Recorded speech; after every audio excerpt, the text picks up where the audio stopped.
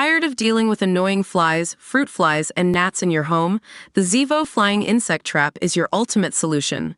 Don't wait. Check out the link in the video description now to get your Zevo Flying Insect Trap on Amazon and enjoy a bug-free home today. The shock return of the Asterisk Witched has dedicated fans reminiscing about their 90s hit song and even the coordinating dance to varying success.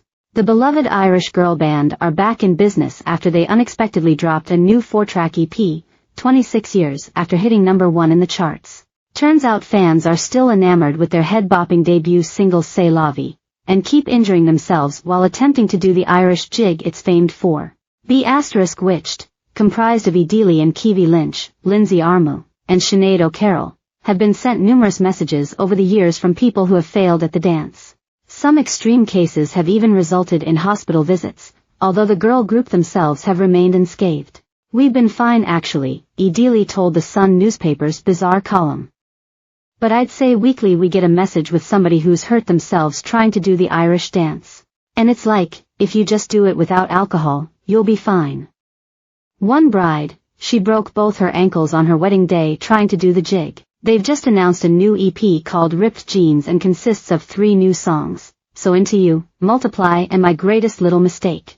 It also includes the previously released track Birthday, which came out last year to mark their quarter-century anniversary. Fans were instantly supportive of the comeback, which is hardly surprising considering how often they seem to be listening to C'est La Vie to the point of injury. "One wine and Irish music takes over my body."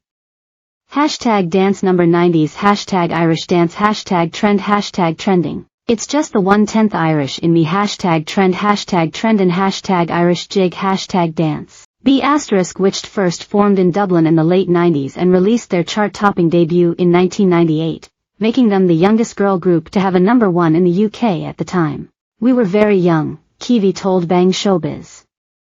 "We hadn't really had much experience of the industry other than we were only starting. We were hoping for a top 20. So when it was midweek, we found out that we were #1. And we were like, is this a joke? We never even thought that it might happen. That's not something we were reaching for or thought that we could attain that, though on the Wednesday, that's when you did have midweeks on Wednesdays. And it was like a phone number you called. Now, you have the chart position, every minute of every day and it changes leaps around when you look online." After storming the charts, they released their debut album which had more popular singles such as Blame It on the Weatherman. Their second and last album, Awake and Breathe, was released the following year and reached #5 in the UK charts. To date the girls have sold more than 3 million albums worldwide. The band split not long after in 2002 but regrouped in 2013 on ITV2 reality series The Big Reunion and have been together since. Part of their success came from having such an iconic 90s look, double denim. Sinead said, "For years, we kind of stepped away from the double denim because we were a bit fed up with it. And then you realize over time that if we're not wearing denim, we might as well not be singing C'est La Vie. It's like the same impact. There was a moment where we turned up for this gig when we were rebelling against the denim. It seemed everybody in the audience was top to toe in denim.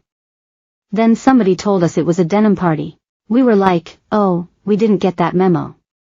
And they were like, but you are the memo." EastEnders Sonia saves Killer Rice from exploding Phil, using dead Walford legend. Fans of classic 90s film are finding out about its link to bizarre 9/11 conspiracy. One of Britain's best restaurants is selling Michelin star food from just £3.50. "I'm a Taylor Swift fan, but I'm starting to think she's exploiting us." Ahead of the first release since 2014, the icons sat down with usnews.co.uk and reflected on their career. Asked what it was like to create music together again, Sinead said, "Do you know what? It was so good. It was really organic how it all happened because we had done 2 series of a podcast over lockdown because we all missed each other.